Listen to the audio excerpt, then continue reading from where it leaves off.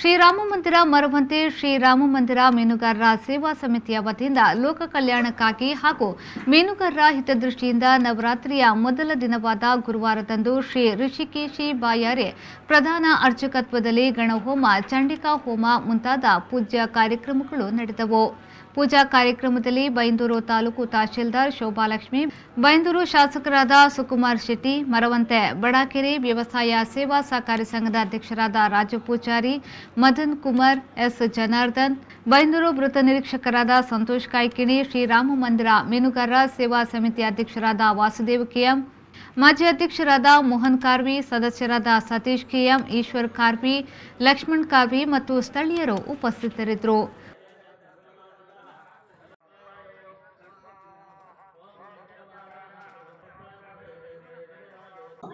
ಈ ಕಲಿಯುಗದಲ್ಲಿ ಕ್ಷಿಪ್ರ ಪ್ರಸಾದ ತಕ್ಷಣ ಅನುಗ್ರಹಿಸುವಂತಹ ದೇವರು ಯಾವುದು ಅಂತ ಕೇಳಿದರೆ ದುರ್ಗಿ, ಹಾಗೆ ವಿನಾಯಕ.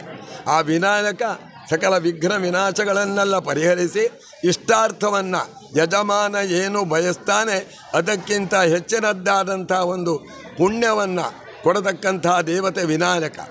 ಹಾಗೆ ದುರ್ಗಿ, ದುರ್ಗಾಂ ಹರತೀತಿ ದುರ್ಗಾ, ಕಷ್ಟವನ್ನು ಪರಿಹರಿಸಿ ಇಷ್ಟಾರ್ಥವನ್ನು ಅನುಗ್ರಹಿಸುವಂಥ ಮಾತೆ ದುರ್ಗಾ. ಈ ಕಲಿಯುಗದಲ್ಲಿ ಗಣಪತಿ ದುರ್ಗಾ ಆರಾಧನೆಯನ್ನು ಈ ಸಂಸ್ಥೆಯವರು ಚೆನ್ನಾಗಿ ನಡೆಸ್ತಾ ಇದ್ದಾರೆ, ಭಕ್ತಿಯಿಂದ ನಡೆಸ್ತಾ ಇದ್ದಾರೆ.